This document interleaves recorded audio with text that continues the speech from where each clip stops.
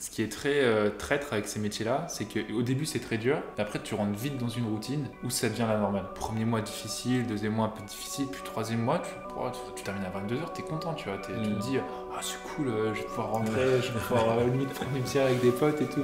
Parce que ce qu'il faut savoir aussi, c'est que moi j'ai l'intime conviction que tu restes tard parce que tu accumules une fatigue et t'es moins productif. Donc j'ai pris un cours de M&A qui était réputé pour être l'un des cours les plus durs, qui était assez compliqué, mais par contre le prof c'était, je pense, dans mon parcours scolaire, il y a 3 profs qui ont été incroyables. Lui, ça fait partie du top 3. Et donc, ce gars, en fait, ce qui était fou, c'est que c'était vraiment l'italien classique. Tu vois. Et ce qui était fou, c'est qu'il nous faisait vivre son cours et vivre sa passion pour ce métier-là. Donc, tu vois, il nous parlait de notions, il nous parlait du WAC. Il disait que c'est compliqué parce qu'en Italie, tu avais quand même pas mal de boîtes qui faisaient justement de l'argent, qui déclaraient pas tout l'argent qu'ils effectuaient, tu vois, pour mettre un petit peu d'argent de côté. Et Antonio, voilà, là certes j'ai déclaré 10 millions d'EBITDA, mais derrière moi j'en fais 20, tu vois, donc ma boîte elle veut pas 100 millions, mais elle vaut 200 millions, enfin, tu vois, bref, c'était ce genre de truc. Pour être honnête, moi c'était une notion de réussite, mais je sais pas pourquoi, pour moi c'est peut-être argent égale réussite. Maintenant j'ai beaucoup changé mon discours, parce que en fait je me rends compte que ça aide, ça contribue au bonheur, mais c'est pas forcément ce qui contribue le plus, et que il y a peut-être des éléments qu'on peut perdre dans notre vie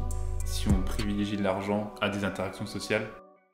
Bienvenue dans cette nouvelle vidéo. Aujourd'hui, j'ai du coup l'honneur de recevoir Hugues. En l'occurrence, tu as commencé avec un parcours académique très fort. Tu as commencé un peu avec formation en droit des affaires à la Cato de Lille. Ensuite, tu es parti en finance après des rencontres importantes que tu as pu faire en Italie. Tu as fait partie des meilleurs élèves de ton école de commerce à l'EDEC, du top 5%. Comprendre comment tu étais, toi, dans ton lycée de province, comment tu étais en terminale, qu'est-ce que tu avais en tête comme objectif? Ok, écoute, déjà, plaisir partagé. Merci pour cette introduction très élogieuse, hein. Mais avec plaisir pour revenir un peu sur mon parcours.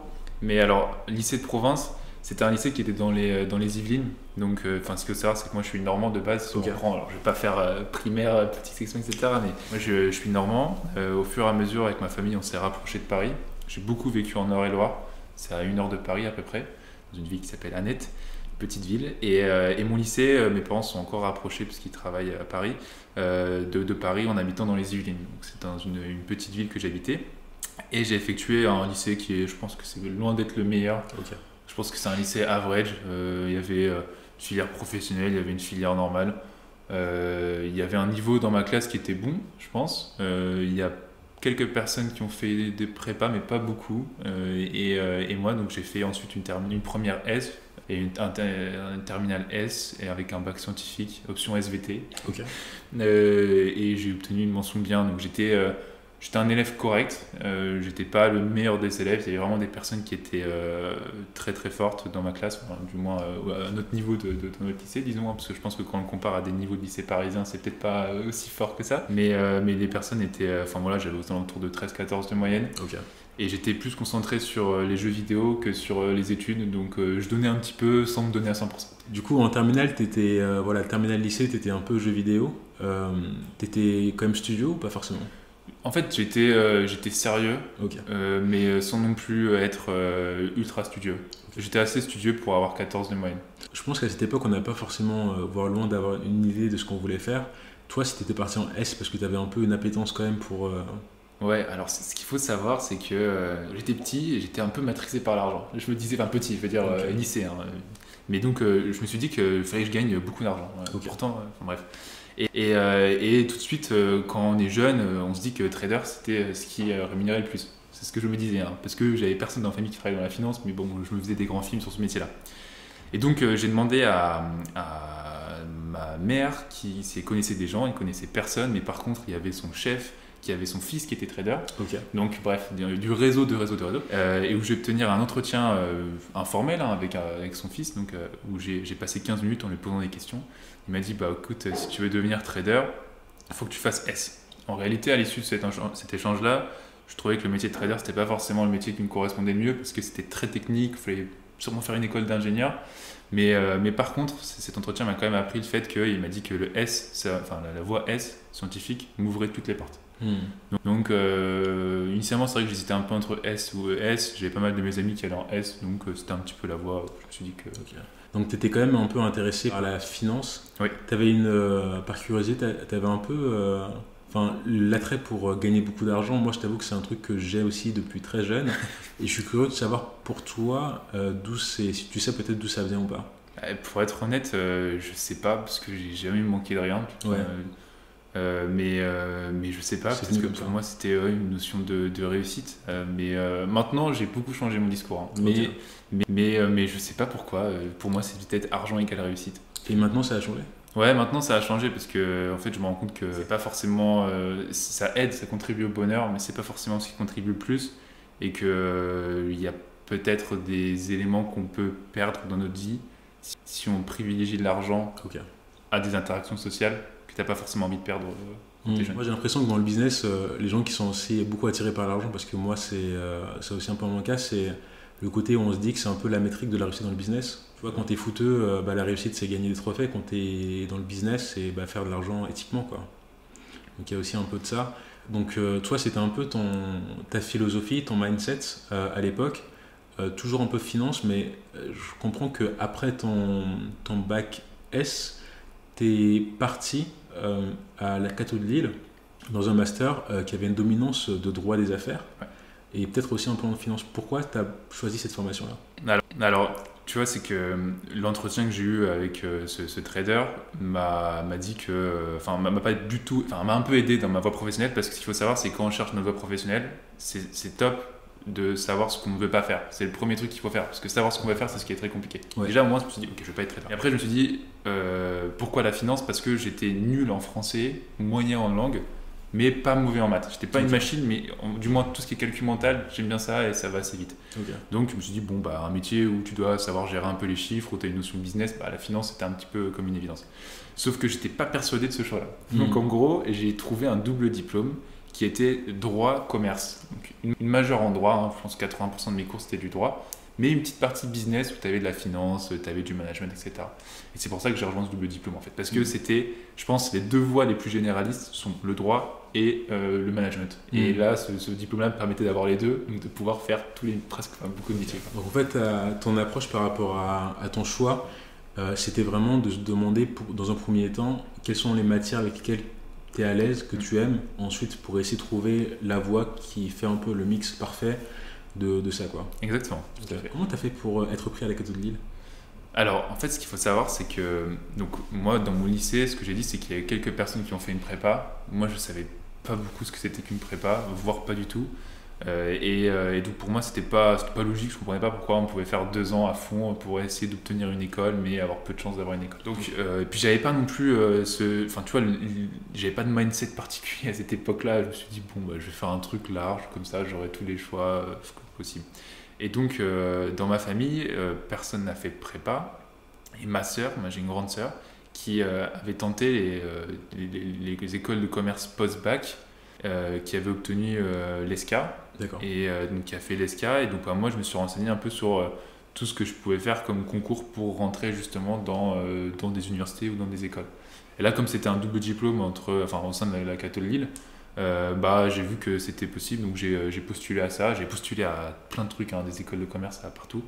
Et j'avais fait une sorte de roadshow un peu où j'avais passé plein d'entretiens. Et puis au final, vu que j'étais accepté à cette voie-là, je l'ai prise directement. Notamment, tu as été assez investi dans la partie associative, tu as été président d'une association. Est-ce que tu peux déjà nous dire ce que tu as aimé, ce que tu n'as pas aimé et un peu pourquoi tu t'es investi? Alors, ce qu'il faut savoir, c'est que en gros, initialement, j'avais signé pour ce double diplôme. Maintenant, je sais que c'était une majeure partie en droit. Initialement, je pensais que c'était 50-50. Okay. 50 management, 50 droit. Je suis arrivé et là, j'étais vraiment en difficulté le premier semestre. À tel point que le premier semestre en droit, j'étais en dessous de la moyenne. Okay. Systématiquement, j'avais des 7, 8 parce que j'étais quelqu'un de très peu littéraire, mais beaucoup plus scientifique. Mais donc en management ça allait, j'avais des notes correctes, du 14 classique, mais en droit j'avais en dessous de la moyenne. En gros, c'était une université à petite échelle, donc c'était pas comme les grandes universités où t'es 400 dans un amphi, tu vois, t'étais peut-être 100 dans un amphi, mais t'étais un peu lâché comme ça, maintenant débrouille-toi, et il y avait très peu de méthodologie. Et en fait j'ai eu un déclic à l'issue du premier semestre où j'ai appliqué la méthodologie un peu scientifique d'organisation pour traiter des différents devoirs que j'avais à faire en droit, que ce soit pour la dissertation. Et j'ai compris que la structure, c'était, peut-être pas 100% du travail, c'était 80% du travail. À partir du moment où tu avais une pensée structurée, tu avais ton plan, etc., même si tu n'avais pas forcément toutes les notions dedans, c'était pas grave, parce que eux, vraiment, la forme, c'était ce qui comptait beaucoup. Et donc ce que j'aimais pas trop, c'était que voilà, on était un peu laissés comme ça, et on devait se faire tout seul, et voilà, donc ça m'a pris un semestre pour comprendre un peu comment est-ce que ça fonctionnait, pour pouvoir me débrouiller, et puis une fois que j'ai eu ce déclic-là, c'est allé beaucoup mieux pour la suite. Alors, je sais pas si ça rejoint un peu une expérience que j'ai sentie, mais par exemple, moi, les cours de français, j'étais un peu nul.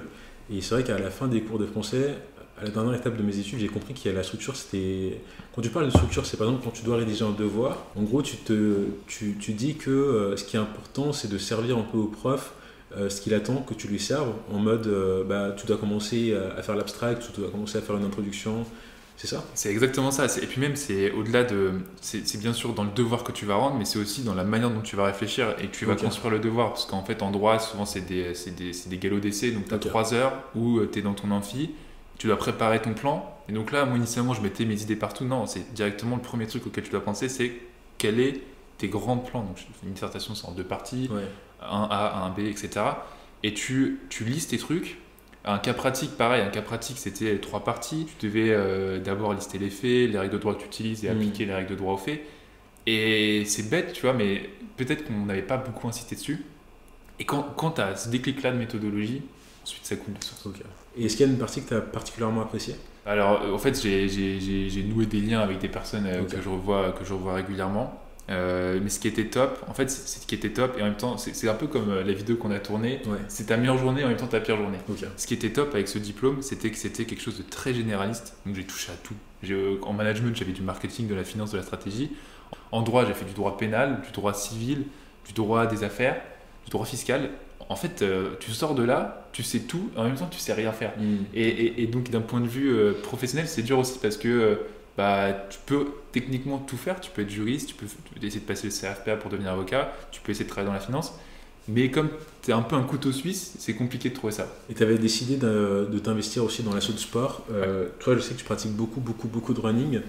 À l'époque, c'était déjà le running qui t'avait poussé à t'inscrire au... C'était le BDS, c'est ça? Ouais, c'était le BDS, c'est ça, exactement. Alors, c'est pas comme les BDS des grandes écoles de commerce, etc. Là, c'était vraiment à une échelle universitaire d'une petite fac. Mais donc, j'étais président du bureau des sports. Ce qui m'a donné envie, c'était qu'il y avait très peu de vie associative. Il y avait un B2 qui était un petit peu actif, mais pas énorme comparé aux écoles de commerce. Donc, je me suis dit que ça pouvait être intéressant de monter un peu une équipe et de tenter de faire des trucs. Donc ça n'a pas été un grand succès parce qu'on a pu faire quelques événements et c'est marrant parce que justement j'ai passé à des entretiens où c'était un directeur de ressources humaines qui me disait, qui m'a parlé de cette expérience-là, qui m'a dit parle-moi un peu de ton expérience en tant que président du BTS, et il m'a dit que c'était réellement, en fait, il m'a fait comprendre, et c'était un échange très intéressant que j'ai eu avec lui, que le management le plus compliqué c'était le management associatif. Parce que l'incentive quand même de tes employés, c'est mine de rien le salaire qu'il va payer. Mais là dans l'associatif, quel est les personnes qui sont en dessous de toi, s'ils te disent non c'est mort, tu vas pas leur dire oui mais je vais pas te payer soit si, tu vois. T'as plus la carotte et le bâton. Exactement. Tu vraiment l'idée par ta personne, quoi. Et en fait il m'a fait comprendre que voilà, ça n'a pas forcément été un grand succès, mais par contre ça m'a quand même fait grandir et de gérer un peu une petite équipe, et ça m'a permis de développer certaines compétences. Et donc oui, et pour en revenir, c'est vraiment parce que aussi j'avais l'attrait, c'était pour développer l'aspect associatif, mais aussi l'attrait pour le sport. Et bon, après on a organisé un petit tournoi de pétanque, tu vois, c'était pas forcément que du sport, mais c'était un peu trop ça, quoi. Donc ça c'était licence jusqu'à master 1, c'est ça, exactement. Et ensuite tu as eu un peu une expérience qui t'a fait qui a changé ton état d'esprit de A à Z, où tu es parti à Bocconi, dans une université italienne. Tout à fait. En fait, il y a 2 expériences qui m'ont c'était une sorte de déclic. Je suis passé d'études de droit et de management à des études spécialisées en finance. D'un point de vue chronologique, la première, c'est un stage que j'ai fait dans un fonds d'investissement. J'étais pas du tout en front office, donc j'étais pas du tout en investisseur, j'étais en middle office. Donc, ce qu'on appelle le contrôle interne, donc il y avait un petit peu de compliance, de conformité. Et là, ce stage-là, il m'a permis de découvrir ce secteur-là, de l'investissement, du corporate finance, mais côté vraiment PE, M&A, et de parler, parce que je suis quelqu'un de curieux de base, alors un peu timide, donc au début, je ne suis pas allé parler directement à tout le monde, mais au fur et à mesure, j'ai noué un peu des liens. Et le fait de parler avec les investisseurs, je me suis dit, ah, mais leur métier est quand même vraiment super intéressant. Et après, je leur ai dit, mais comment est-ce que je peux faire pour faire ça? Et les gens m'ont dit, bah, avec les études que tu fais, c'est mort, parce que nous, on recrute que des top 5 et encore des parisiennes, et il faut avoir fait tel et tel stage. Tu vois. Donc je me suis dit, bon, bah, ce métier m'intéresse quand même beaucoup. Est-ce qu'il n'y a pas moyen de switcher et de pouvoir justement rentrer dans une école de commerce top 5? Donc ça, c'était la première expérience. Et la deuxième expérience, celle que tu as mentionnée, en effet, c'est celle que j'ai faite en échange universitaire au sein de Bocconi, où là, j'ai eu, à la suite de ce stage-là, je me suis dit qu'il fallait que je prenne des cours en finance d'entreprise, un peu en M&A. Et Bocconi est réputé pour leur cours de finance. Donc j'ai pris un cours de M&A qui était réputé pour être l'un des cours les plus durs, qui était assez compliqué, mais par contre le prof, c'était, je pense, dans mon parcours scolaire, il y a 3 profs qui ont été incroyables.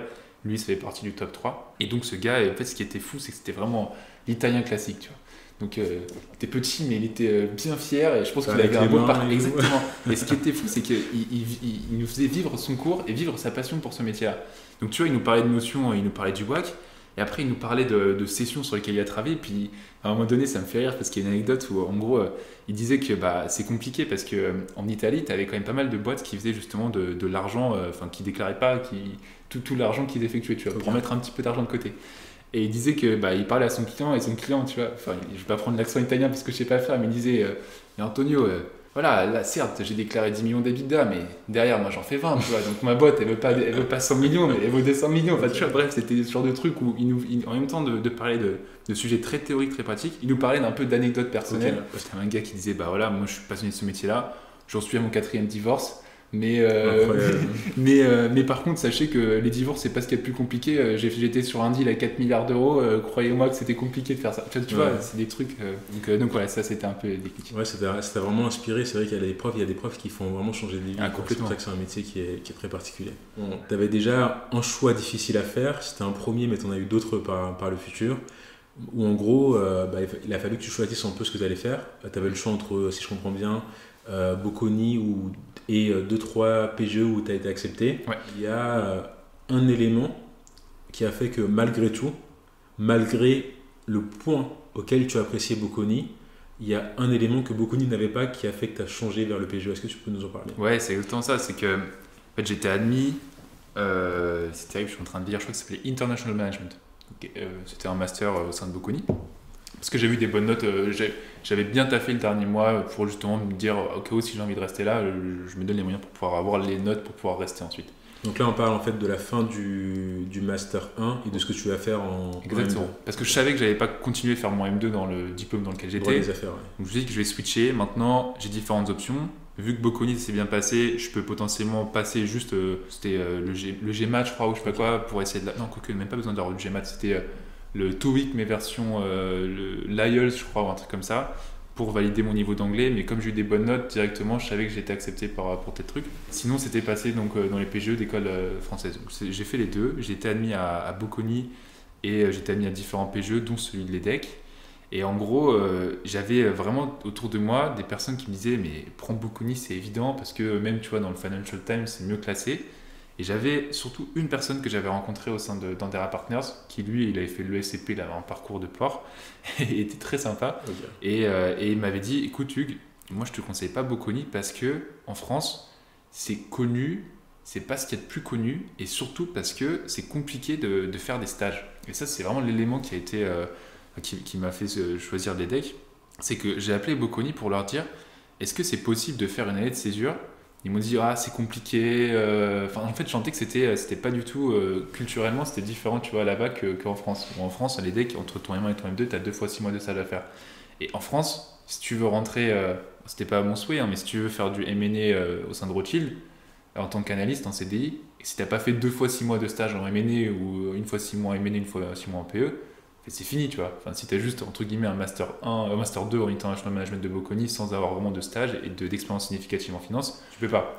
Donc voilà, je me suis dit, je me ferme pas de porte et je prends les decks. Et je pense qu'au final, ça a été quand même une bonne décision. Et quand j'ai appelé Bocconi pour leur dire, au final, je prends pas l'offre, j'étais choqué en fait. Parce que c'est rare de refuser Bocconi. C'est ça. Mais je pense que même avec du recul, là, je pense que c'était une bonne décision. Ouais, parce que c'est vrai qu'en France, il y a le côté, moi je l'ai pas compris à l'époque, où la césure, en fait, faut voir les stages comme des escaliers qui te permettent in fine d'atteindre le CDI. Ouais. Et de te priver de 2 mois, 2 fois 6 mois de stage pour monter, c'est se tirer une balle énorme dans le pied. Quoi. Donc tu as fait ce choix difficile, je pense que tu as eu le temps de bien réfléchir, de poser les choses. C'était pas facile, hein. Mais jusqu'au dernier jour, je me suis dit, j'ai pas pris la bonne décision, mais oui, j'ai fait donc tu as été conseillé par des personnes qui ont pu t'éclairer sur pourquoi l'un et pas un autre. Tu as fini par rentrer à l'EDEC.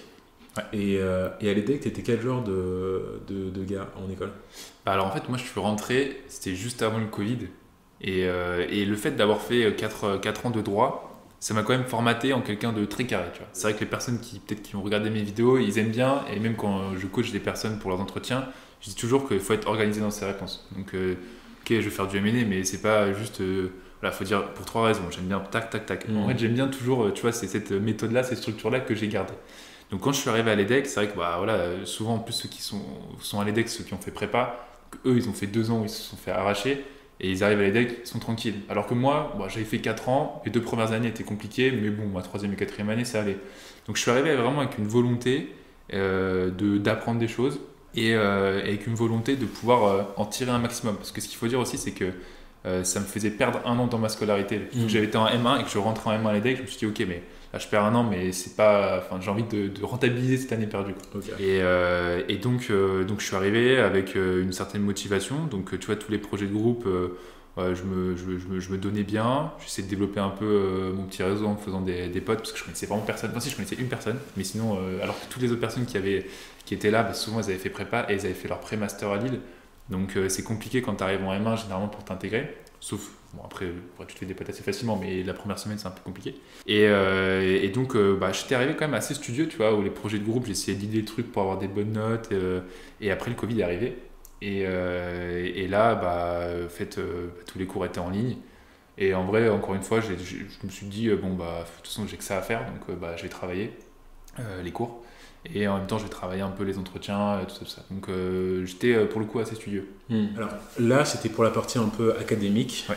Peut-être de passer à la partie professionnelle, restait bien parce que la partie professionnelle, elle est très intéressante. Il y a eu des décisions difficiles que tu as faites où tu as claqué la porte à l'une des plus grosses boîtes en France en M&A en CDI après quelques mois parce que tu avais un peu réorienté tes objectifs. Tu as eu des décisions très très difficiles à prendre, mais on va y revenir. Juste avant ça, moi je suis très curieux de savoir un peu comment tu t'organises, où est-ce que tu prends tes notes, comment tu fais finalement pour bien t'organiser, parce que je comprends que c'est un peu la clé pour toi. Ouais, scolairement tu veux dire? Ouais, même je pense que c'est des choses que tu as pu garder pour ton business, tu vois. Ouais, c'est vrai. En fait, et ça, c'est marrant que tu en parles parce que c'est vrai que c'est quelque chose que j'ai développé scolairement, mais ensuite que j'utilise maintenant. C'est que en gros, j'avais un pote qui sortait avec quelqu'un qui faisait du droit. Okay. Et quand moi j'étais mon premier semestre en droit, c'était vraiment compliqué. J'étais un peu désespéré. Je me disais putain, parce que je travaillais. Hein. Là, pour le coup, je travaillais vraiment et j'arrivais pas à avoir des bonnes notes. Et donc je me suis dit, est-ce que je peux pas appeler ta copine pour qu'elle puisse me donner des tips, parce qu'elle, ça se passait très bien. Et en gros, elle m'a montré comment elle travaillait. Et en fait, elle faisait des fiches structurée, elle faisait une to-do list où, parce que les premières années de droit, c'est peut-être pas d'une prépa, mais c'est quand même assez chaud, hein. C'est beaucoup de travail, beaucoup d'articles à ingérer, etc. Et donc j'ai vu, et puis je me suis dit, attends, mais je vais essayer de dupliquer sa méthode sur moi. Donc en fait, je faisais beaucoup de fiches écrites, je faisais une to-do list où pendant la période de révision pour les galops d'essai, je savais, ma journée était structurée et tu vois, je me réveillais tôt le matin, je savais que j'arrivais à bien apprendre parce que c'est beaucoup de par cœur. Typiquement, j'avais un truc droit du travail, j'apprenais ça par cœur. Après, je faisais une petite sieste, je crois, de genre 10h15 à 10h30, tu vois. Et après, je reprenais. Et voilà, mes journées, c'était chiant, mais c'était ça du lundi au, grosso modo, même dimanche. Peut-être lundi, vendredi, peut-être samedi, dimanche, je pouvais voir des potes. Mais... Donc voilà, en fait, pour moi, tout passe par l'organisation. Après, c'est des trucs assez classiques, c'est genre bien dormir, être équilibré, donc faire du sport. Et ce que je disais, c'est que la semaine, pour moi, c'était du travail. Et le week-end, c'est important de voir ses potes. Okay. Et voilà. Et après, les ménés, c'était un peu plus hardcore. Parce que tu dois forcément faire des choix et taper dans un truc. Mais ça, on pourrait y revenir après, si tu veux. Là, organisé, tu continues à prendre papier ou tu passes... J'aimerais comprendre un peu maintenant quels sont tes conseils actuels aussi pour l'organisation. Parce que là, il y a un aspect où tu prends beaucoup de notes, etc. Mais il y a aussi un aspect où tu gères ton temps. Ouais. Tu fais du time boxing. Exactement. En fait, ce que je fais, c'est que ça dépend vraiment des semaines. Mais les semaines où j'étais le plus organisé, c'était typiquement le dimanche soir. Je me disais, ok, lundi, je vais faire ça, ça, ça. Pareil pour mardi. En fait, je faisais mes journées et je divise par matinée et après-midi. Ok. Après, donc, bref, je suivais ça au jour le jour, je faisais le max pour le faire. Le dimanche, je faisais un rétro-planning en me disant, ok, bah, là, j'ai peut-être été un peu trop optimiste. En gros, je jugeais et je changeais pour faire en sorte que vraiment je puisse faire exactement ce que je notais au fur et à mesure. Donc, j'affinais mon planning. Donc, c'était un suivi hebdomadaire avec des tâches quotidiennes divisées en 2 parties, matinée et après-midi.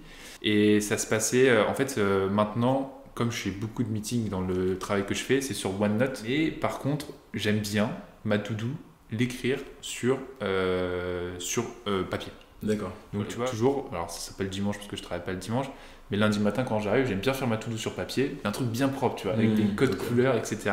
Par contre, sur tout ce qui est prise de notes, etc., et tout est bien structuré sur OneNote. Moi, c'est pareil. C'est OneNote que j'utilise aussi ici pour tout. Je suis en train de changer sur Notion, mais j'ai l'impression que Notion, c'est moins bien parce qu'en fait, tu passes plus de temps à mettre en forme qu'à travailler sur le fond. OneNote, c'est simple, c'est efficace. Je crois que je vais repasser... je crois que je vais repasser sur OneNote parce que j'ai l'impression que je perds du temps sur Notion. Après, d'un point de vue business, je pense que Notion, c'est beaucoup plus puissant que OneNote, mais j'avoue que je prends pas du tout le temps, alors que plein de gens me disent que c'est top. Je suis dessus et je comprends à quel point c'est puissant et j'ai commencé à l'utiliser, mais il y a aussi un côté où on peut se passer des distractions qui sont nombreuses et parfois less is more, quoi. Ouais, c'est un peu la logique que je me dis. Et To-Do, pareil, moi j'utilise l'application To-Do. Microsoft To-Do. Ouais. Okay. Je fais comme toi, c'est-à-dire que c'est chaque matin, pas la veille, mais chaque matin quand j'arrive au travail, je divise mes journées en différents créneaux et j'essaye de faire les tâches qui sont les plus consommatrices en termes de concentration le matin et de caler tous mes entretiens l'après-midi parce que sinon on s'arrête pas, quoi. Et il y a un truc aussi, petit tips, c'est je suis en train de tester un truc qui marche pas mal. C'est le midi, pas manger de pâtes ou de riz ou qu'on appelle ça là, du sucre lent, quoi. Parce que en fait tu digères beaucoup mieux et le coup de barre que tu as à 14h, en fait tu l'as presque plus. Donc c'est manger genre une protéine avec des légumes et ça pour le moment je recommande, ça porte parce que j'ai vu que justement la digestion ça consommait beaucoup d'énergie aussi pour le corps. Donc ça c'est vrai que ça marche beaucoup. Moi mon truc c'est après c'est un peu de lifestyle, ça sort un peu du mais peu importe, c'est pas grave. Mon truc c'est quoi? C'est la douche froide. Ah oui, c'est je la prends à 24 maintenant.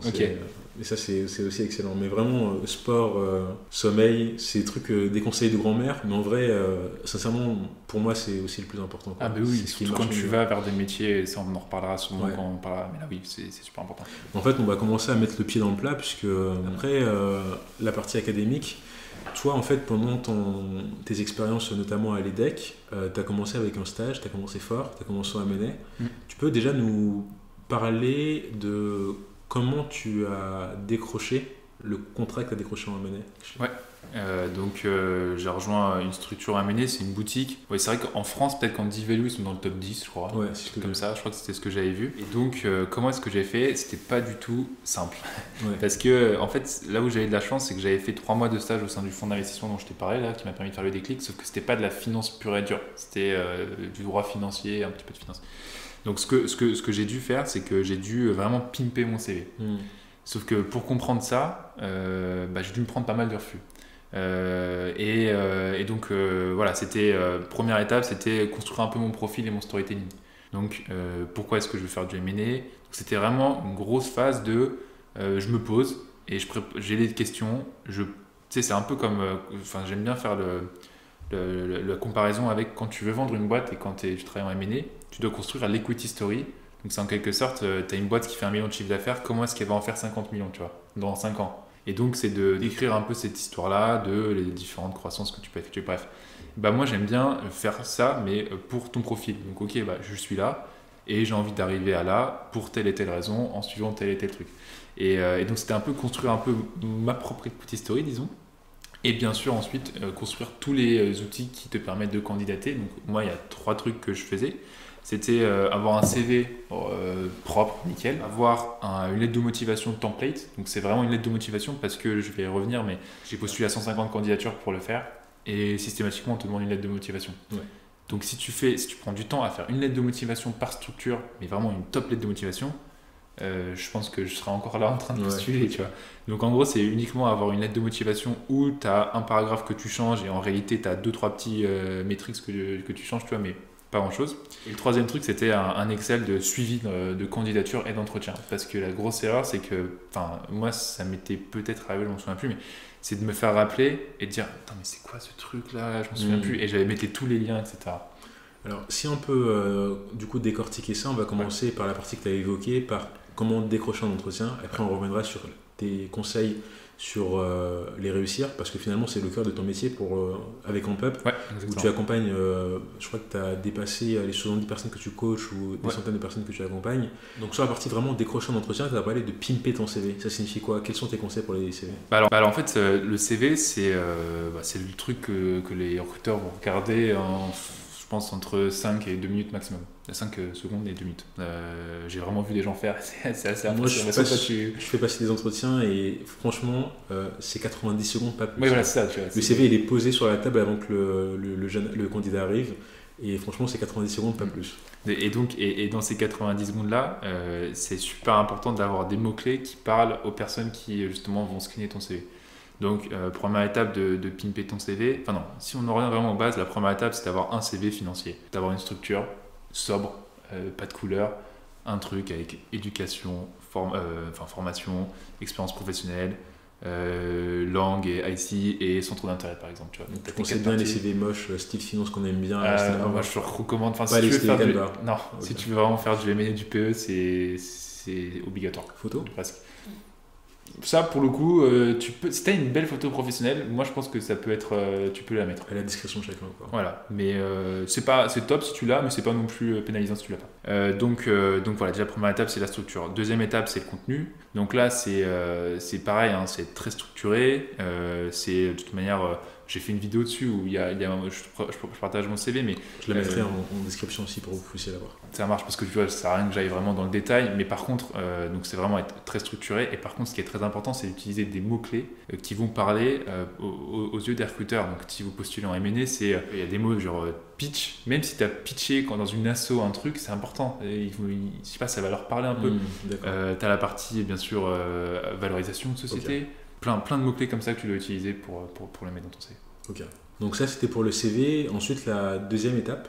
Ouais, deuxième étape, c'est, qui est liée à la première, c'est la lettre de motivation. Donc là, c'est tout simplement pareil, construire ta lettre de motivation. Pour le coup, c'est un peu, je pense que tu passes un peu moins de temps sur ta lettre de motivation que ton CV quand même. Hein. Enfin, moi, c'est ce que je recommande. Mais encore une fois, c'est être structuré. Une partie ou pourquoi est-ce que vous postulez, une partie pourquoi la structure, une partie pourquoi vous. Grosso modo, moi, c'est ce que je recommande. 3 parties. Et ensuite, c'est de postuler, parce que ça, c'est important. Petite question pour la lettre de motivation. Moi, j'avais candidaté sur l'affaire. Est-ce que pour le MNL, pour le PE, tu me disais que c'est systématiquement demandé? Ouais. C'est obligatoire, même si personne forcément va la lire. Ouais, tu conseilles de la mettre je conseille de la mettre tout le temps, parce que je pense que déjà dans 80% du cas, c'est demandé, mais je conseille quand même de la mettre. Okay. Et puis, il vaut mieux trop faire, tu te dis qu'il vaut mieux en faire trop que pas assez. Exactement. Donc, tu as ça, et ensuite, pour les candidatures en tant que telles, tu disais Donc là, ensuite, candidater. Candidater, ouais. Et là, en fait, moi, mon conseil, c'est d'utiliser tous les canaux qui sont à votre disposition. Donc, c'est-à-dire, tu as très bien parlé de LinkedIn dans une vidéo qu'on a effectuée. Tu as dit que justement, tu as networké avec différentes personnes. Donc, LinkedIn, tu as des offres, mais tu as aussi du networking que tu peux faire. Donc, ça, c'est je pense, le moyen le plus utile et le plus rentable à utiliser.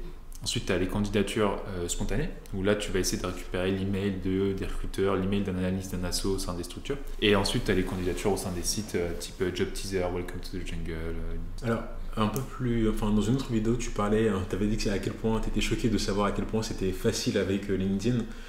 Quand tu parlais du M&A, c'était quoi ta stratégie et la stratégie que tu conseilles aux gens que tu accompagnes par rapport à ça? Ouais, alors en fait, c'est facile quand tu as une expérience significative avant. Okay. Tu vois, typiquement, moi, quand j'avais eu mon expérience Sinclair Water, après, quand je appelais les gens, systématiquement, ils me répondaient parce que ils savaient que c'était un profil correct pour eux. Et je dis pas que c'est facile maintenant. En fait, je dirais que, et c'est aussi peut-être facile à l'époque où je le faisais, c'est-à-dire il y a 2 ans, un truc comme ça.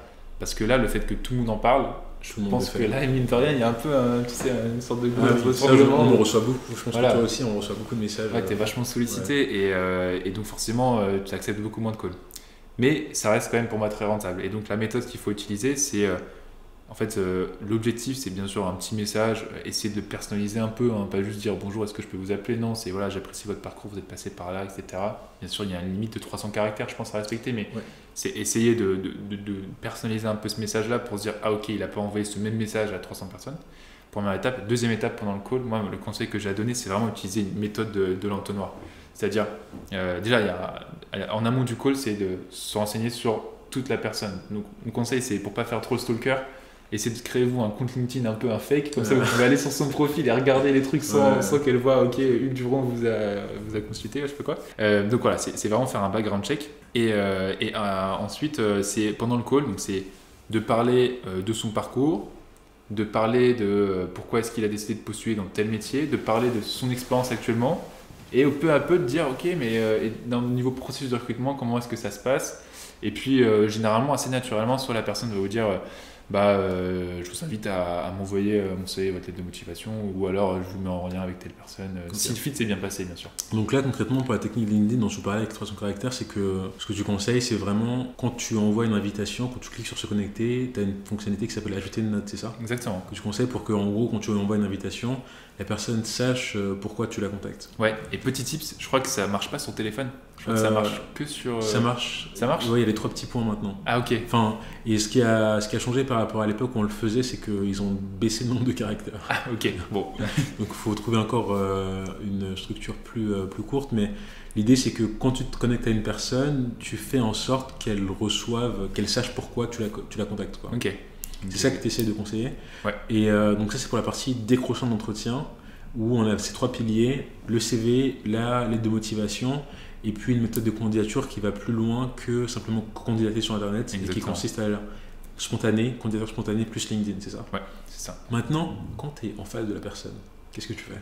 En entretien? Ouais. C'était quoi tes conseils pour vraiment convertir tes entretiens? Alors, initialement, j'étais pas, je pense, très bon, parce que, en vrai, j'ai eu de la chance, parce que les premiers entretiens que j'ai passés, c'était pour des petites structures, où les personnes n'étaient pas, non, en fait, tu me diras oui et non. Le premier entretien, oui, que j'ai fait vraiment en M&A, mais c'était pas trop technique, c'était beaucoup de fit. Où je me suis directement rendu compte que j'avais pas mal de trucs à retravailler, j'étais très stressé, etc. Donc moi, ce que je conseille, c'est un travail immense à faire en amont, donc pour le fit et pour la technique. Il y a beaucoup de personnes qui se focusent que sur la technique et qui mettent de côté le fit. Et moi, mon conseil, non, c'est surtout l'aspect aussi un peu écoute history dont je t'ai parlé. C'est important de savoir bien parler de soi et de montrer qu'on est quelqu'un de sympa avec qui aussi les gens aimeraient bien travailler. Mais en gros, c'est vraiment faire le jongle là, entre le fit et la technique. Donc, préparer toutes les questions techniques qui peuvent être posées. Pareil pour les questions fit. Le jour de l'entretien, c'est au début des choses, disons, très classiques. Arriver, si vous faites du M&A, du PE, costume cravate, si vous êtes un homme. Pareil, bien vous habiller si vous êtes une femme. Ensuite, moi, mon conseil que j'ai à vous donner, c'est toujours arriver avec un petit carnet et des notes. Moi, j'ai fait passer des entretiens justement quand je travaillais dans la structure M&A. Et ça m'est déjà arrivé où les gens me disaient est-ce que vous avez un stylo à me donner un truc. Ça c'est pas ouf en entretien. Ouais, c'est pas fou quoi. Donc déjà ça montre que vous êtes quelqu'un d'organisé. Et après c'est facile à dire et c'est pas facile à faire, mais c'est essayer de pas arriver trop stressé. Moi j'ai fait passer un entretien avec un gars qui était très sympa, mais tu vois il tremblait, il était un peu tétanisé. Et là, pour ça, moi, mon conseil, c'est essayer de passer des entretiens blancs pas avec vos potes parce que vous les connaissez, mais essayer de le faire avec d'autres gens qui postulent et que vous ne connaissez pas forcément parce que vous serez en mode faut pas que je fasse n'importe quoi, etc. Comment tu peux identifier des personnes qui pourraient t'aider? Tu veux dire quand tu postules et quand tu fais l'entretien blanc? Ouais. Typiquement, en fait, quand tu fais les decks, c'est ça qui était fou aussi, c'est que tout le monde, peut-être pas tout le monde, mais si tu fais la partie finance d'entreprise de les decks, 80% des gens veulent faire du M&A. Ah, donc en gros, tu te rapproches des gens de ton école principalement. Exactement, moi c'est ce que je conseille. Ça, c'est une très bonne astuce. Par rapport aux entretiens, je pense qu'on a fait le tour. Est-ce qu'il y avait des conseils qu'on n'a pas abordés que tu as sur la partie candidature? Est-ce qu'il y a une partie technique qui est importante qu'il faut qu'ils sachent sur le M&A, etc. Par exemple, sur quoi se préparer? En fait, je pense que ça prendra pas mal de temps, mais okay. Par contre, en fait, c'est connaissance du métier. Okay. Donc, savoir ce que c'est qu'un pitch, un IM, etc., la phase d'origination, la phase d'exécution. Okay. Connaissance technique, donc de valorisation, les différentes méthodes, d'une opération de LBO. Et après, c'est vraiment dans les grandes lignes. Ouais, c'est dans les grandes lignes, merci. Et la troisième partie, c'est aussi connaissance de la structure dans laquelle vous postulez. Et donc là, ça passe par des calls où vous appelez les analystes et en entretien, vous dites écoutez, j'ai appelé telle personne et la culture d'entreprise, j'ai beaucoup apprécié, etc. Alors, de ton expérience, les entretiens en M&A et PE, ils sont très techniques ou ils sont très exigeants techniquement? Ouais. Ils sont très exigeants, mais justement c'est pour ça que je disais ne pas sous-estimer le fit, parce que typiquement en fait le second entretien que j'ai passé c'était pour la structure dans laquelle j'ai fait mon stage, et en gros la technique j'étais correct, mais typiquement il m'a posé une question de market sizing où on m'a dit combien est-ce qu'il y a de quoi faire à Londres, ou à Paris, je sais plus, bref peu importe. Et là j'ai commencé à bégayer etc. Et en fait j'ai pas paniqué, au début je paniquais un petit peu, mais après j'ai essayé de tourner en mode je suis un gars sympa, sans faire des blagues non plus, tu vois, mais en restant très souriant, en montrant que j'avais envie. Et bon, le calcul mental m'a un peu sauvé parce que j'avais fait un truc mentalement et ils étaient ah, ok, c'est cool, parce que le gars en face de moi était très sévère. Mais tout ça pour dire que voilà, j'étais pas parfait d'un point de vue technique, quelques questions où j'ai pas répondu au mieux. On m'a posé une question sur IFRS 16 tiens aussi, où là j'avais, tu sais, où tu peux capitaliser tes loyers. Les contrats de location. Ouais, pardon, c'est exactement ça. Et tu vois, j'étais pas trop chaud dessus. Mais par contre, après, le fit, où je disais, bah voilà, on me demandait un peu, tu fais quoi comme sport? Bah, je fais du foot, du basket, de la course à pied. Bah, je suis très grand, donc j'ai un avantage compétitif face à mes adversaires. Enfin, c'est des petits trucs sympas que tu peux dire. Ça, côté humain. Je souligne vraiment parce que nous, on a une case à cocher en fait qui est que, en gros, on se demande aussi à la fin de l'entretien si on devait partir en mission avec la personne one-on-one, qu'avec lui en Provence par exemple. Est-ce qu'on se sentirait à l'aise, tu vois? Donc il y a vraiment le côté où il faut que... C'est vrai que ce que tu dis, c'est vrai, hein, il y a beaucoup de gens qui sont vraiment techniques, mais il n'y a pas que ça à prendre en compte. Complètement. Donc là, on a parlé un peu du coup de comment tu as réussi à décrocher ton premier contrat en M&A. Maintenant, j'aimerais que tu me parles un peu de comment tu l'as senti, parce que j'ai pu comprendre que tu t'es pris un peu une claque en termes d'horaire et puis un peu de comment ça s'est passé. Est-ce que tu peux nous dire un peu dans les grandes lignes comment tu l'as ressenti, toi, personnellement? Ouais, bah écoute, c'est vrai que c'était un peu une première claque au début parce que j'étais pas forcément... Enfin, en gros, je me suis fait une idée du métier initialement qui n'était pas la même. Enfin, je suis un peu arrivé comme si c'était un monde de bisounours, tu vois. Enfin, je sais pas trop comment dire. Alors qu'en réalité, dès les premiers jours, quand tu rentres dans les bureaux, tu sens que voilà, c'est sérieux. Quand tu vois, au début, j'étais pas trop staffé parce que je suis arrivé en juillet, donc je suis arrivé juste avant août. Et généralement, les gens, ils vont pas staffer des stagiaires qui viennent d'arriver sur des dossiers qui essaient de clôturer à la fin juillet, tu vois. Donc les nouveaux stagiaires, on leur donne des petites tâches, mais bon, sans rien. Donc je partais pas trop tard, ce qui est 20h pour la structure, grosso modo 20h, 20h30. Et quand tu es à 20h30 et que tu vois que le gars il est là en mode j'ai fait la moitié de ma journée, ça mettait un petit peu, tu vois, le ton sur l'expérience. C'est quoi les horaires, si on devait résumer, pour les stagiaires et après pour les juniors? Alors les stagiaires, c'était aux alentours de 22h30, 23h je pense, 23h30. En fait ça dépend aussi de la manière dont tu t'organises, parce que tu as des stagiaires qui s'en foutaient terminer entre 22h30 et minuit. Donc tu vois, ils faisaient des pauses, clopes, pauses café, tranquille, ils marchaient tranquille dans les bureaux.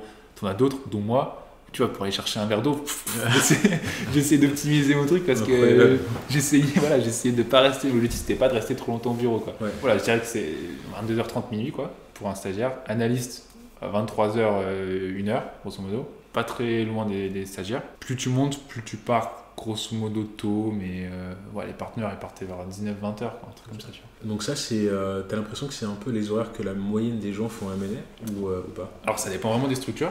En mid-cap, c'est ça. Je pense que c'est ça. Et c'est plus en large cap? Non, je pense que c'est pareil. Enfin, ça dépend des structures. Tu as les élites boutiques, où là c'est plutôt du 1h, 2h. Mais mid-cap, comme la structure comme dans la mienne, et large cap dans des banques françaises, grosso modo c'est la même chose. Élite boutique, ça peut être quoi comme exemple? C'est genre Lazare, Rothschild, puis après tu as toute la partie anglo-saxonne aussi, etc. Où là pour le coup. Et ça, ça tourne autour de minuit, quoi. Ah oui, beaucoup plus. Alors maintenant, j'essaie de me mettre à la place d'une personne qui n'a pas les pieds en M&A. Même moi, en audit, c'est pas les horaires qu'on fait. Et j'aimerais que tu décrives un peu, du mieux que tu peux, comment on le ressent quand on sort d'études où on n'est pas habitué à faire ces horaires-là. Et plus généralement, en fait, c'est comment on s'y fait. Bah alors, en fait, ce qui est très traître avec ces métiers-là, c'est qu'au début, c'est très dur. Après, tu rentres vite dans une routine où ça devient la normalité. Pardon. Ça, donc en fait, premier mois difficile, deuxième mois un peu difficile, puis troisième mois, tu termines à 23h, tu termines à 22h, t'es content, tu vois, tu te dis c'est cool, je vais pouvoir rentrer, je vais pouvoir limite prendre une bière avec des potes et tout. Okay. Et c'est ça qui est très traître et qu'il faut faire vraiment attention pour moi, c'est que tu deviens vite déconnecté de la réalité et tu t'habitues vite à ces horaires-là. Parce que ce qu'il faut savoir aussi, c'est que moi j'ai l'intime conviction que tu restes tard parce que tu accumules une fatigue et tu es moins productif. Donc en fait, ta journée sont intenses, il y a des journées qui sont très intenses, mais t'en as qui aiment bien aussi se dire vas-y, je me mets pas une pression de malade, j'arrive à 9h et de toute manière, je partirai à minuit. Donc tu vois, ils lisent leur charge de travail sur ça. Et ils s'habituent à faire ça, à avoir leurs 6-7 heures de sommeil, etc. T'avais l'impression qu'il y avait aussi du présentéisme, où les gens, quand ils restaient tard, c'est parce qu'ils avaient vraiment des choses à faire. Est-ce qu'il y avait une pression sociale le fait de rester tard? T'avais du présentéisme quand tu pouvais pas partir avant 20h. Ça me rendait fou ça. Toujours. Ouais, en fait, parce que les gens se disent, et je pense pas qu'ils aient raison, mais ils disaient, bah imagine on a besoin de toi à 19h et que t'es parti à 18h, bah tu vois, ça m'est déjà arrivé de me faire ça à 20h alors que je comptais partir 15 minutes après, tu vois. Là ça te rend fou là. Là ça c'est dur, parce que c'est que tu restes encore 3 heures. Mais donc présentéisme, non, il y a peu de personnes qui restent à minuit pour rester jusqu'à minuit, quoi. Ou alors c'est parce que t'es en fin de stage et que tu veux juste te montrer pour essayer d'avoir, ce que je trouve très con, hein, mais du lot où tu dois rester jusqu'à 20h. Okay. Et au niveau des salaires auxquels tu peux prétendre en M&A, stagiaire et analyste? Ouais, alors stagiaire, moi je t'ai payé 2100 et t'avais une prime qui était jusqu'à 1500 je crois. Voilà, donc c'est pas un énorme salaire comparé aux horaires que tu fais, mais c'est confortable en tant que stagiaire. Hein, c'est quand même, Et analyste? Et analyste, la structure dans laquelle j'étais c'était 55-55. Ce qu'il faut savoir c'est que tu as un fixe qui est élevé, mais pour les horaires que tu fais qui n'est pas si élevé que ça. C'est très bien payé, mais par contre, le principal, 100% de ton fixe qui peut être payé en variable. Okay. C'est là où justement tu arrives à des salaires qui sont super élevés. Et surtout, ce qu'il faut savoir, c'est qu'il y a eu des années exceptionnelles là, en M&A, où tu pouvais choper même plus de 100% de ton variable. Mais là, en ce moment, c'est la crise et tu te retrouves à faire des horaires pareils, voire plus, pour au final toucher 50% de ton variable, voire maximum. Donc si on essaie de résumer, combien est-ce que la moyenne des gens peuvent espérer en analyste, ce serait autour des 80K avec les primes en package? Alors tu vois, et là encore une fois, ça va dépendre des structures, mais en mid-cap par exemple? En mid-cap, ouais, mid-cap c'est 85-90 quoi. Alors que large cap c'est? En fait, large cap française c'est 100 à peu près, je pense. Okay. En fait, c'est parce que tu sais, t'as plein de trucs, typiquement si tu travailles chez Cassib, t'as le PEG, t'as l'intéressement, t'as un gros salaire et en plus t'as ton variable. Donc tout ça cumulé, je crois que t'es aux alentours de, en analyste 1, un truc comme 100, okay. 105.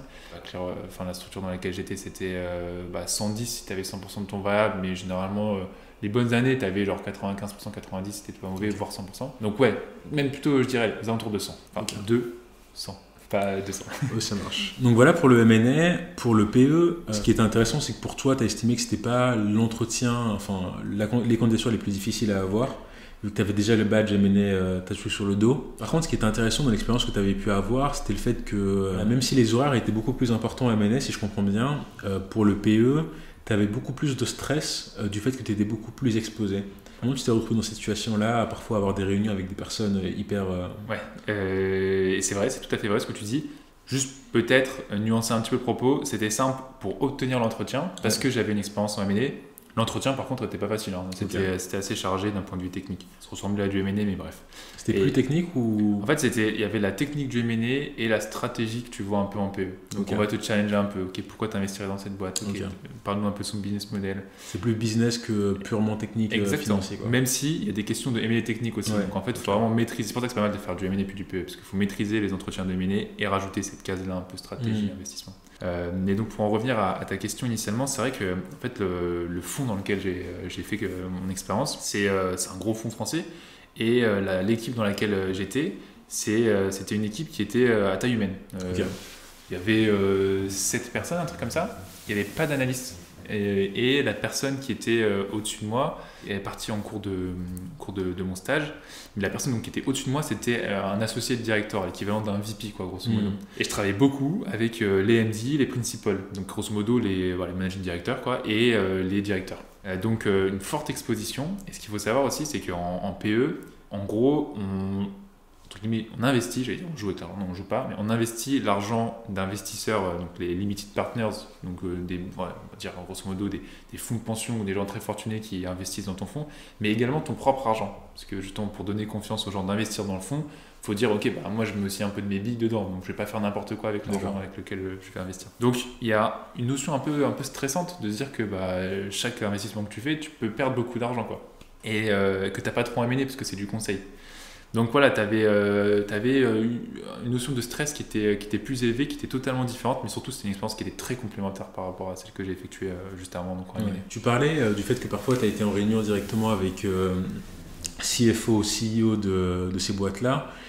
et que tu as pu observer un peu leur attitude. Comment tu peux nous décrire un peu comment était, tu vois, un peu leur attitude et puis qu'est-ce que tu en as tiré? Ouais, bah déjà, moi, le premier conseil que j'ai à vous donner, c'est ce que je fais encore actuellement, parce que dans l'expérience que je fais, parfois je suis confronté à des big boss, disons. Ok. Et moi, mon conseil, c'est vraiment essayer d'avoir une écoute active, d'être une éponge dans ces moments-là. Parce qu'en fait, ce sont des personnes qui ont des expériences exceptionnelles et vous pouvez vraiment essayer de dupliquer en écoutant et en observant bien. Donc, c'est pour ça que moi, souvent, dans les meetings au début, c'est que je parle très peu. Enfin, c'est normal, en vrai. Quand j'étais en stagiaire en PE, je peux pas parler. Enfin, je prends des notes et c'est tout. Mais c'est vraiment beaucoup écouter et essayer de noter et de relever certains traits qui définissent justement les personnes que j'ai rencontrées. Et pour en revenir à ta question initiale, en fait, quand tu investis dans une boîte, tu fais un comité d'investissement, donc tu présentes un investissement, tu dis bah, moi j'aimerais bien investir tant de millions d'euros. Et justement, c'est normalement dans ces comités-là, tu avais le CEO, la CEO de Raseo qui n'est plus le CEO, Virginie Morgon, Ok. qui est une femme très très très très charismatique, avec un parcours de malade. Je crois que c'était la plus jeune managing director ou partenaire de Lazare. Donc, sacré parcours. Ok. Et il y avait aussi le CFO, qui était l'ancien CFO de Société Générale, qui est ensuite allé sur Azo. Donc voilà, quand même Ça fait plaisir, ouais. voilà, C'était- et c'était super intéressant parce que bah, je voyais un peu eux ce qu'ils analysaient. Je voyais qu'ils avaient vraiment pas le temps. Tu vois. Ils rentraient dans le meeting, parfois ils sortaient pour prendre un coup de téléphone, puis ils rentraient. Puis en fait, même s'ils n'avaient pas écouté les 10 minutes avant, ils savaient et ils posaient la question pertinente Ok. et ils savaient imposer leur leadership. Voilà, c'était très très très intéressant. Tu dirais que c'était viril quoi, dans la façon d'être ou parce Euh, que tu parlais du fait que notamment ils challengeaient un peu du coup bah, les équipes avec qui tu bossais, du coup tu voyais un peu cet aspect-là où il fallait avoir un peu les reins solides hein, pour le coup. Exactement, mais en fait, ils vont essayer d'aller vers ce que tu as essayé de cacher un peu sur le deal. Ou, Ok. enfin, c'est, Chercher la petite bête ouais, pour exactement. avoir toutes les informations à connaissance et prendre les meilleures décisions. Quoi. Et te challenger pour savoir si vraiment tu as fait tes due diligence derrière. Ok. Si c'est pas juste une intuition ou si t'es pas juste écouté un podcast et que le gars a dit waouh, Ouais. ça c'est le futur, le gros truc. Quoi. Ah, c'est un truc que j'ai senti avec les personnes expérimentées, c'est qu'il faut pas les bullshiter. C'est-à-dire surtout pas. il faut vraiment aller droit au but et ne pas perdre de temps quoi. Donc d'exposer avec le plus de concision possible pour ne pas raconter des choses qui sont pas essentielles au propos quoi. Ouais, 100% d'accord, c'est exactement ça. Donc franchement, M&A, PE, tu as eu de belles expériences et ensuite tu as dû faire un second choix difficile après le choix que tu as fait quand tu étais à Bocconi. C'était celui un peu de savoir où tu allais mettre les pieds pour ton CDI. Donc tu as commencé en CDI de base en M&A dans la même boîte, Ouais. mais finalement tu as dû un peu changer les plans. Tu peux nous raconter déjà pourquoi tu as été chez eux, tu es retourné chez eux en M&A et pourquoi après tu les as quittés. Ouais, exactement. Bah, en fait, au cours de ma dernière année d'études, j'avais beaucoup aimé les deux expériences que j'avais effectuées. Le problème de retourner en PE, c'est que de 1, ça recrute pas, et de 2, l'équipe dans laquelle je pense que j'aurais pu rentrer venait de recruter une analyste. Donc il n'y avait pas de place pour une seconde personne. Et, Petite question pour le PE, j'entends beaucoup que c'est pas des jobs qu'on peut faire en analyste, enfin des sorties d'école. Ouais. C'est vrai ou c'est possible parfois par des petites portes de rentrer en sortie d'école en PE. En fait, c'est possible, mais c'est très rare. Et c'est un momentum. C'est-à-dire que parfois, tu as des fonds qui lèvent de l'argent et qui vont devoir le déployer. Il faut arriver pile poil à ce moment où ils lèvent le fonds. Tu vois. Ou alors, tu as un analyste qui part ou tu as quelqu'un qui est promu. Donc, et que des Parisiennes en général qui réussissent à rentrer en. Non. Pas que des Parisiennes. Non. Bah, typiquement, en fait. Pas que des écoles parisiennes. La personne qui est rentrée en tant qu'analyste dans la structure dans laquelle j'étais, dans le fond, elle a fait exactement le même, enfin pas exactement le même parcours, mais le même diplôme que moi. Non, là pour le coup, ils sont assez ouverts, sauf peut-être les top fonds, mais encore pour le coup, les top 5 sont très réputés. Je pense qu'il y a 5 ou 10 ans, c'était peut-être full parisienne, et maintenant, ils sont ouverts un peu. Ils ont ouvert un peu au top 5. Ouais. Okay. Et donc voilà, le choix, MNPE, je me suis dit que le meilleur c'était pas mal pour me faire de la main. Financièrement, c'était quand même très confortable. Et de toute manière, je pouvais, si je voulais, retourner en PE à l'issue de 2-3 ans de M&A. L'expérience s'était très très bien passée dans la structure, donc c'était un peu une évidence d'y aller. J'ai passé des process à côté pour leverager un peu, et tu sais, c'est important de ne pas s'en que dans un process, pour justement leur dire, écoutez, moi j'ai besoin d'une réponse rapidement parce que j'ai tel et tel process. C'était chez leurs concurrents directs, donc grosse compétition, et eux comme ils me voulaient, pour le coup ils ont été ultra actifs. Tu as le salaire aussi ou pas? Non, ça c'est pas possible. Ça, c'est pas possible. C'est des grilles. Ouais, c'est des grilles. Là, c'est impossible. Enfin, je m'étais posé la question et on m'a vite dit non. Déjà que en fait, j'ai été la personne la plus jeune recrutée. Enfin, je veux dire, pas en termes d'âge, mais en termes de le plus tôt recruté, tu vois. J'ai reçu l'offre en octobre pour commencer en fin mai, début juin. Okay. Et donc ça se faisait pas généralement. Mais donc voilà, ils m'ont montré de par le processus et ça qu'ils me voulaient vraiment. Donc Faut pas non plus trop en demander, tu vois. Genre, donc voilà, j'étais content d'avoir reçu l'offre. Et en fait, pendant cette année d'études, j'en ai profité pour faire énormément de sport, donc de course à pied notamment. Là, je me suis vraiment focus dessus en préparant le marathon de Paris et en faisant essayer de faire le meilleur score, le meilleur temps possible. J'ai bien profité de mes amis et aussi pas mal concentré sur ma chaîne YouTube et sur Ramp-Up. Et donc c'était vraiment une superbe année. J'étais à Nice en plus, donc le cadre était sympa. Et donc je suis rentré ensuite en M&A après mes études. Et là, en fait, ce qui s'est passé, c'est que c'était un peu un concours de circonstances. Il s'est passé plein de choses différentes. La première, c'est que je suis arrivé, j'étais crevé. Et dès les premières semaines, je me suis fait enfin pas taper dessus, mais en gros, tu as un pourcentage de staffing en M&A. Toutes les semaines, il est mis à jour. Genre, mon premier jour, j'avais 120% de staffing, tu vois. Donc, normalement, ça va jusqu'à 100%. Et donc là, j'étais déjà genre en orange sur la grille, tu vois. Mais justement, c'était bien parce qu'ils étaient trop contents de m'avoir. Et ils se sont dit, bah, on va te mettre sur plein de trucs et tout. Moi, je m'attendais à faire un petit début, un peu, tu sais. Pas tranquille, mais en mode laissez-moi 2-3 jours pour me remettre un peu, parce que ça faisait 1 an et demi que j'avais pas fait d'AME avec la césure que j'avais faite. Donc voilà, ensuite j'avais fait un petit voyage où j'étais arrivé avec un décalage horaire de beaucoup d'heures. Donc j'étais parti à New York. Okay. Et donc ouais, c'était cool, mais en fait je suis rentré de New York le samedi ou le dimanche et j'ai commencé le lundi. Vraiment stupide pour le coup, et dès le lundi je crois que j'ai terminé le premier jour à minuit 30 ou un truc comme ça. Donc tu vois, j'étais lessivé, mais là pour le coup 100% de ma faute. Et en plus, un autre concours de circonstances, c'est que j'ai été staffé avec une personne qui n'était pas là quand j'étais là. Ça s'est pas très bien passé. Et donc voilà, il s'est passé ça. Et le dernier truc qui me faisait beaucoup de mal, c'était que en fait, j'avais développé une certaine routine, une certaine envie entrepreneuriale, sportive, sociale, enfin plutôt, je ne sais pas trop comment le dire. Et je me suis rendu compte que en fait, je devais faire un choix, quoi. Je devais faire un choix parce que je pouvais pas tout avoir. Alors que je pense que j'étais parti un peu optimiste en mode pire, c'est pas grave, je dors 3 heures par nuit et je monte mes vidéos de. Non, en fait, à un moment donné, tu peux pas non plus trop pousser sur le truc. Donc tu vois, c'était vraiment un mélange de tout ça où je me suis dit, mais tu vas devoir faire un choix. Que soit tu choisis entre tes potes, soit tu choisis entre ta famille, soit tu choisis entre le sport. Enfin, je veux dire que tu peux pas faire du M&A, avoir un business à côté, faire du sport, voir ta famille et voir tes potes. C'est impossible. Enfin, ça dépend dans la structure dans laquelle tu es, mais c'est vraiment très compliqué. Il y a 24 heures dans une journée, voilà, c'est ça. Donc il faut vite faire le calcul. Et ta santé aussi, enfin bon, ça c'est dans le sport. Ouais. Donc tu dois forcément, en vrai je pense que tu peux à la rigueur, si t'es pas mauvais, tu peux garder 4 de ces 5 trucs, mais tu dois forcément faire une croix dessus. Bon, ma famille, non. Mes potes, non. Le sport, je suis devenu un peu addict à ça, donc non. Le business, non pas que ça me fasse gagner des millions d'euros, tu vois, mais en fait je trouve que c'est tellement intéressant parce que ça me fait voir tellement de trucs que je me suis dit non. Donc en fait il me restait que le M&A. Okay. Et en plus de ça, j'ai eu une très belle opportunité pour juste rebondir juste après ça, donc le choix était assez évident. Donc l'opportunité dans laquelle tu parles, c'est notamment le poste que tu occupes actuellement. Ouais. Donc tu as un poste en graduate programme. Ouais. Tu peux déjà nous expliquer ce que c'est qu'un graduate programme et quel est ton rôle ? Ouais, exactement. Alors pour le coup, c'est une question qui est entre guillemets pas facile parce que ça dépend d'énormément de choses, de structure, etc. Tu as des gradués de programme dans plein de grosses boîtes. En fait, de base, c'est un truc américain où c'est pour les gens qui viennent d'être diplômés, ils rentrent dans une structure et c'est de les faire grandir très rapidement. Dans le cabinet d'audit et de conseil, vous avez ça aussi. Ouais, exactement. PwC, ils ont ça.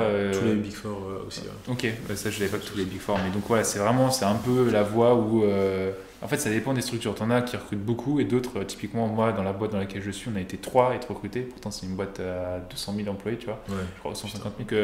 Enfin, tu vois, c'est vraiment se dire, ok, ces 3 personnes-là, on va essayer de les faire grandir rapidement. Donc moi c'était gradué de programme en finance et donc l'objectif c'est de faire plein de métiers différents, plein de rotations différentes, dans des business différents et dans des potentiellement géographies différentes. Et donc voilà, l'objectif c'est de faire de l'analyse financière au sens large, je vois vraiment tout. Et je vais en faire une vidéo sur ma chaîne YouTube justement à ce sujet, mais c'est très très intéressant. Et d'ailleurs, en parlant de vidéo que tu vas faire, tu avais peut-être aussi prévu une vidéo par rapport à pourquoi tu as quitté le M&A ? Ouais. Donc où tu vas pouvoir un peu revenir en détail et du coup on essaiera de vous mettre aussi le lien en description pour que vous puissiez retrouver un peu les éléments un peu salés de tes décisions. Ouais, c'est vrai que je suis allé assez large dedans. Mais... Ouais, écoute, c'est intéressant. Tu as parlé un peu du fait que tu voulais pas couper le business. Ouais. On a beaucoup parlé déjà de Ramp-Up, on comprend ce que tu fais pour accompagner les jeunes. Tu as des projets hormis Ramp-Up ? Alors j'essaie d'en développer pas mal et justement c'est ça en fait, c'est que j'aimerais bien être pas un solopreneur, mais je veux dire essayer de développer plein de trucs différents. Un serialpreneur. Ouais, voilà, c'est ça. Je connais pas le mot, mais Ouais. c'est ça, sur ça, les serialpreneurs. C'est de se dire que, en fait, moi, je suis passionné par énormément de trucs. Tu vois. Le sport, j'adore ça. Et la formation, aider les gens, ça, c'est un truc qui, je pense aussi, qui est assez inné dans moi. Tu vois. Vraiment, je pense que ça me dérangerait pas de donner des cours dans une école de commerce, de finance ou de management, peu importe. Ça, c'est un truc que j'aime beaucoup. Et maintenant, je me dis que bon, j'ai fait Ramp Up pour assouvir cette appétence-là. Ok. Et là, le sport, je me dis que j'aimerais bien lancer un truc dans le sport, quoi. Donc je sais pas du tout si c'est de la création de contenu, si c'est... Enfin, j'ai plein d'idées en fait. J'ai énormément d'idées et je suis dans une phase où je me dis, vas-y, lance-toi et essaie de mûrir un peu une idée pour sortir un projet. Donc c'est pas très clair, Ok. Mais parce que ça l'est pas encore dans ma tête, mais par contre, ouais, j'aimerais bien lancer Ce serait un autour projet. vraiment spécifiquement du running ou pas forcément? Non, je pense pas. Je pense que Ça ça sera sera plus autour large. du sport, ouais. Ok. Bien que si je crée du contenu, ça sera autour du running parce que... C'est ce que je maîtrise le mieux, quoi. Ouais. Il y a ça et t'as d'autres projets, Ramp Up, le sport, ou t'as d'autres choses en cours ou pas encore? Non, écoute, non. Et surtout, en ce moment, c'est ce que je disais un peu, je crois, au début de la vidéo, c'est que je suis en train de me reconcentrer. Alors, non pas que j'ai fait un truc spirituel ou je sais pas quoi, tu vois, mais juste, j'essaie de passer du bon moment avec les bonnes personnes qui sont autour de moi. Ok. Mais ouais, j'essaie de. En fait, je me rends compte que voilà, c'est important de beaucoup travailler, mais j'essaie d'être vachement équilibré dans ce que je te disais. Donc, c'est-à-dire, je travaille beaucoup certains jours. Par contre, il y a certains jours où j'ai vraiment profité avec pas mal de personnes. Donc, pour moi, il y a du temps à tout et c'est important d'avoir un certain équilibre. Ok. Bah, est-ce qu'il y a des points qu'on n'a pas abordés qui tu vas approfondir sur Ramp Up? Là, on a parlé beaucoup de Ramp Up en termes Ouais. de ce que je propose, mais pas forcément beaucoup en termes d'interne. Il y a des choses qu'on peut évoquer par rapport à ça. Ah, pas forcément par rapport à quoi, j'ai pas. On n'a pas développé par rapport à comment toi tu le fais, comment tu t'imbriques, ça s'imbrique pardon, dans ton planning et Ok. ce que tu en tires, etc. Il y a des choses intéressantes aussi à ce niveau-là. Complètement en fait, et on en discutait un petit peu en off, c'est que la force de créer un business à côté quand tu fais un métier d'analyse financière, peu importe ce qu'il est, hein, soit du M&A, du PE, de l'audit, corporate finance dans une boîte, enfin bref, peu importe, c'est que quand tu fais ces métiers-là, à la rigueur quand tu fais du M&A PE, tu vois autre chose que de la finance, mais tu es quand même assez matrixé finance, tu vois. Alors que là, quand tu lances un petit business à côté, bah, tu sais ce que c'est que la création de contenu. Le marketing, je suis nul, hein. Vraiment, mon site, je pense que je peux l'améliorer, je prends pas le temps. Mais par contre, quand même, j'ai essayé de développer des petits trucs, essayer de comprendre un peu comment est-ce que ça fonctionne, comprendre certaines métriques. Et ça, pour moi, mais c'est tellement important parce que justement, si peu importe ce que tu veux faire plus tard, même tu veux être CFO d'une grosse boîte du CAC 40, si tu n'as pas une notion un peu pratique, si tu comprends pas un peu, ok, bah, telle dépense marketing, ça va me faire gagner tant d'argent, bah, je veux dire que ça te permet de développer énormément de compétences en plus des compétences financières. Et justement, ça, c'est une discussion que j'ai eue avec dans la boîte dans laquelle je suis actuellement. Il y avait, ce qui est cool, c'est qu'on rencontre en fait des DG, ou des PDG, des CFO de division ou carrément bref, de la structure. Donc, c'est des personnes qui ont un gros poste, un gros parcours. Et en fait, ça s'est su un peu que je faisais des vidéos sur YouTube. Et le gars, en fait, je pensais pas qu'il allait me dire ça, mais il m'a dit, bah écoute, j'ai regardé 2-3 de tes vidéos hier. Et il me dit, putain, mais c'est top. Et justement, il m'a dit exactement ce que je viens de vous dire. Il me dit, ça te permet de te développer ça, c'est top. Enfin, donc, en plus de développer des compétences, je pense que les gens aussi le voient comme un bon truc que tu sois un mini-entrepreneur à côté de ton travail. Ouais. Du coup, là, ce que tu fais, c'est ce qu'on appelle un business à côté, donc un side business. Ouais. Tu aurais des conseils à donner pour des personnes qui ont des métiers prenants en finance et qui veulent se lancer from scratch, on va dire de zéro sur un business comme ça? Comment on fait? Bah alors, tu vois, je disais que j'essaie d'être équilibré, j'ai pas tout le temps été équilibré. En gros, quand j'ai lancé ma chaîne juste avant de commencer mon stage en M&A, timing pas fou, hein, mais, et donc j'ai beaucoup tapé dans le sommeil au début. Enfin, tu vois, je rentrais parfois à 23h30 minuit, bah, je me tapais 1h30 de montage, et la miniature, pareil, je la faisais le lendemain, et le tournage, je le faisais le week-end, et développer des formations, coacher des gens, je le faisais le week-end, enfin bref. Donc, tu vois, j'ai eu un an où j'étais pas très équilibré, mais par contre, cette année-là où j'ai vraiment bien taffé, ça m'a permis de développer un peu ma petite communauté, ma petite chaîne YouTube, dont je suis super fier, tu vois, je suis super content. Et donc, mon conseil, ça serait peut-être pas le faire en mode hardcore comme ce que j'ai fait, parce que bah, je pense que c'est pas grave si tu montes le truc en 2 ans, de le monter en 1 an. Mais par contre, essayer d'être rigoureux, de se fixer des objectifs. La création de contenu, c'est top quand même, parce que c'est un flux entrant sur votre site qui est top pour le convertir. Ça vous évite de dépenser des dépenses en marketing, etc. Mais donc voilà, de rester organisé. C'est ça, et puis pour le début, moi je dirais que aussi ce qui est important, c'est, tu sais, il y a beaucoup le concept de MVP dans le business qui est de dire produit minimum viable. qui est que quand on a un projet, pour ne pas trop psychoter, à commencer à chercher à faire des business plans, il faut essayer de lancer son projet de manière la plus rapide possible.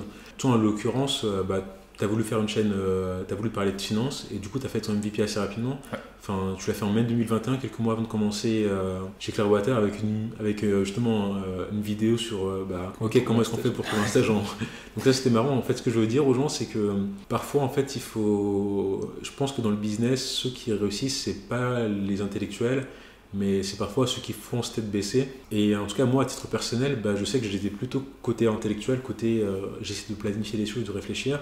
Et puis avec le temps, je me suis rendu compte qu'il y a certains moves que j'ai faits sans réfléchir qui ont été beaucoup plus impactants. 100% d'accord. Mais vraiment, pour commencer, le truc que je retiendrai, c'est MVP. C'est se demander, je sais pas, on veut créer une application de sport, qu'est-ce que je peux faire pour commencer ça le plus vite possible? On poste un site one page, un site avec une seule page sur Internet, le plus simple possible pour voir les trucs et puis les améliorer au fur et à mesure, quoi. Mais 100% d'accord avec toi. Et en fait, le problème, c'est qu'avant ce projet de chaîne YouTube et de Ramp Up, mais j'avais si je suis sur mon portable, j'ai une liste de, je pense sans rire, une centaine d'idées comme ça. Et j'ai énormément passé de temps à faire des études de marché sur des trucs et tout. Et au final, tu vois, quand j'ai sorti la qualité est pas folle, le micro et tout, mais c'est pas grave, le type, vas-y, je lance le truc et puis ça prend. Ouais. C'était déjà bien. Pour te dire, mon MVP, moi, avec mon projet, c'était. En fait, je voulais accompagner des gens en finance, donc je me suis dit, vas-y, quelle est la plateforme qui me permettrait de faire ça? Le Bon Coin. Du coup, au début, c'était une annonce Le Bon Coin, tu vois. Et c'était 1 an après que ça a commencé à se transformer en vidéo, YouTube, etc. Mais pendant la première année, c'était d'abord une annonce. Ça marchait sur Le Bon Coin? Non, pas du tout. Le Bon Coin, ça a duré, c'est énorme. Ça a duré peut-être 3-4 semaines. Okay. Avant que je me rende compte que non, ça marchait pas parce que j'ai appelé des gens. En gros, j'ai appelé d'autres personnes qui avaient des bonnes annonces sur Le Bon Coin en leur demandant est-ce que ça marche pour toi. Ils m'ont dit non. Et quand j'ai compris que ça marchait pour personne, je me suis dit vas-y, pas le meilleur canal, quoi. Mais vraiment le côté de MVP, se dire on sait pas ce que les choses vont devenir, donc il faut se lancer le plus vite possible. Donc, est-ce qu'il y a d'autres enseignements que tu as pu tirer toi de ça? C'est vrai que c'est extrêmement vague parce qu'on apprend plein de choses qui vont dans tous les sens. C'est très consommateur de temps, faut pas se mentir. Oui. Et moi, j'ai l'impression qu'il y a aussi beaucoup de traversées du désert. Ah oui, complètement. Pour le coup, où on passe beaucoup de temps, parfois les premières années, sans aucun résultat. J'ai rien gagné, et puis même je gagne pas beaucoup d'argent maintenant. C'est plus la passion, tu vois, c'est cool de rencontrer des personnes comme toi. Mais oui, non, ça c'est sûr. Faut pas être drivé que par l'argent, tu vois. C'est cool, là, justement, ça motive un peu de le faire parce que ça ramène un petit peu d'argent, mais loin de pouvoir en vivre. Et je dirais que c'est peut-être aussi, c'est top, mais ça fait rêver en fait. Genre tu vois, de se dire que tu peux faire un petit peu d'argent sur internet. Techniquement je pourrais faire ça si j'étais n'importe où dans le monde. Ça fait rêver, mais pas forcément dans le bon sens, tu vois, parce que parfois je me dis putain, ça serait cool de faire ça en plein temps. Ce serait pas viable financièrement, mais par contre ça fait rêver de se dire que si tu as un projet qui est plus concret, ou si tu travailles un peu plus dessus, tu peux clairement en vivre. C'est là où il y a la part de risque, hein, c'est-à-dire que on peut se dire que ça peut ne pas être viable parce qu'on le fait à temps partiel. Oui, c'est vrai. Mais si on se dit, ok, si je passais peut-être 15 fois plus de temps sur mon business par semaine, qu'est-ce que ça donnerait? C'est là aussi il y a la part de risque qui vient. Et puis les business en ligne, c'est vrai que tu prends ton ordinateur, tu vas dans n'importe quel pays, et puis c'est fait, quoi. C'est un certain luxe. C'était franchement un plaisir de t'avoir. C'était hyper intéressant de pouvoir échanger avec toi. Et je pense aussi que ça va intéresser beaucoup de personnes qui sont soit dans des périodes d'école. Tu nous as parlé de comment tu as fait tes choix à la Cato, à Bocconi, des choix difficiles que tu as pu avoir aussi en M&A. Tu as donné beaucoup de conseils sur les entretiens. Donc sincèrement, tu as apporté de la valeur à beaucoup de personnes. J'espère. Et du coup, on mettra forcément tous tes liens pour qu'on puisse te retrouver sur les réseaux. Ok. Et peut-être pour finir, je crois que tu prépares actuellement un projet ambitieux sur une formation. Ouais, c'est vrai. Il faut que je continue à travailler dessus, mais c'est bien abouti. C'est justement, en fait, j'ai une première formation sur aider les gens à candidater, donc construire leur CV, leur lettre de motivation, etc. Je tiens juste à dire que l'objectif, c'est que ce soit le plus abordable possible. Donc, c'est vraiment, comparé au travail fourni, c'est pas très cher, tu vois, c'est 25 € la formation. Ouais. Et la formation technique, où là, pour le coup, c'est aider les gens pour la partie technique des entretiens. Et pour terminer un peu l'arc, je suis en train de travailler justement sur une formation pour aider les gens à arriver, que ce soit pour leur CDI, leur CDD, leur alternance, leur stage, plus ou moins prêts sur les différentes missions que tu peux effectuer quand tu travailles en finance, donc sur Excel, sur PowerPoint, etc. Donc, À très vite sur la chaîne. Salut. Merci.